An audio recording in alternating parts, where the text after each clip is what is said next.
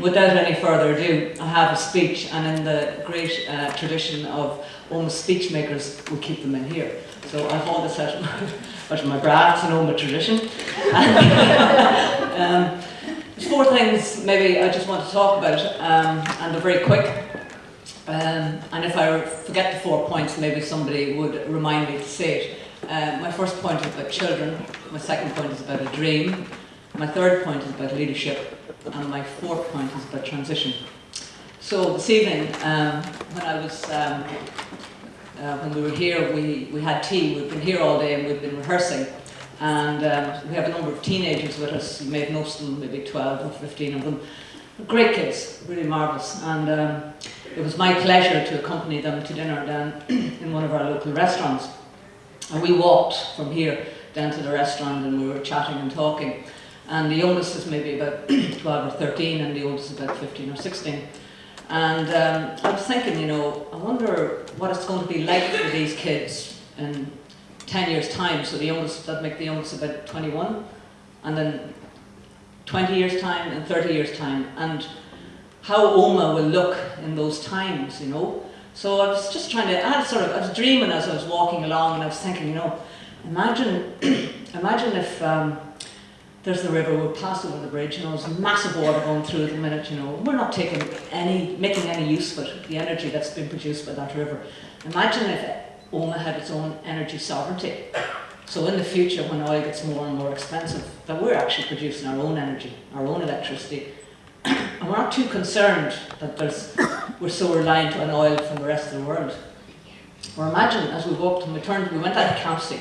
Imagine as we turned into Campsie, you know, Market Street.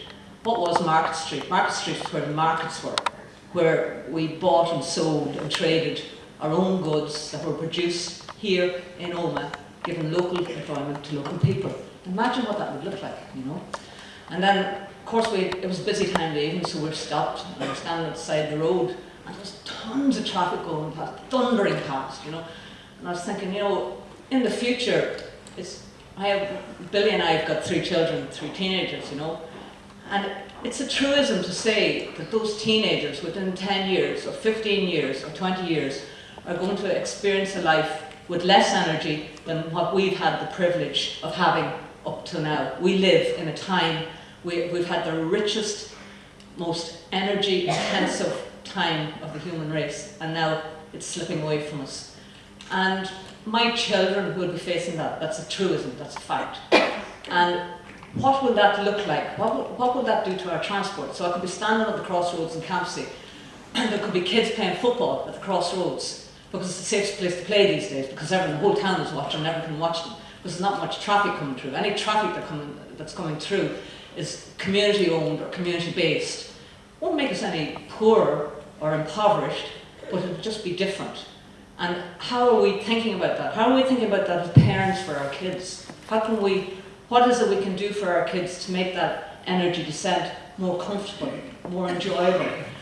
Can we take all the technology that exists today and marry it to the traditions of the past and produce a future that's going to be happy and really, really responsive community, where we'll know everyone on the streets because we're out of our cars, we're walking, we're talking, we're meeting people, there's people cycling, we'll have maybe a fantastic bicycle factory outside Oma that's connected up with a fantastic IT factory to produce these energy saving bikes that you just switch on the engine and trot up all the hills.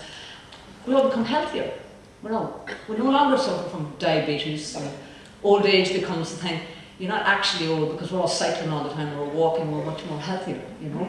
We're not spending money on medicines, we're spending money on keeping ourselves walking and food and so on. Getting back to the Market Street area, you know, perhaps there will be a lot more local food being produced, you know. Maybe we're all growing food. Maybe instead of the councils putting in flower beds and things, that we're growing different varieties of vegetables and fruit trees and nut trees all over Oma. We're creating ourselves and we're thinking about our future for our kids.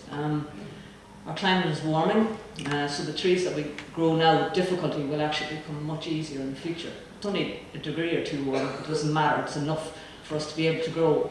Theoretically speaking, we can begin to grow walnuts, we can begin to grow sweet chestnuts, we can begin to grow fruit and so on. So that's possible, and we just need to think about it for our kids, you know.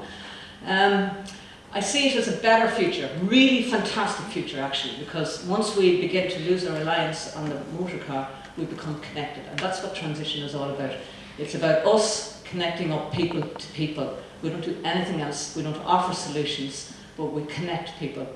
And we started this maybe 2 years ago, and here's all of you are here tonight, maybe 120 of you, you know. And it's in the newspapers, it's in the radio, it's in leaflets. So the awareness raising is going up, and people are becoming interested, and people begin to see the point of what it is that we do. And I just want to welcome you here tonight, and to thank you for coming, and think about your own leadership, what it is that you could do in your life to make a tiny little incremental difference. Should it be around energy? Should it be around waste? Should it be around transport? Or should it be around talking to your neighbours, getting to know people you don't necessarily know? What's going to happen to us in the future is you'll be forced to deal with people you don't necessarily deal with at the moment. Not necessarily speaking off the same page as you, but you'll be delighted to have something to work with them. It'll be a common concern, and only by the whole of us, all of us, moving and working together, can we achieve change in the way our children's lives will be in the future. That's all I want to say to you tonight. Thank you very much.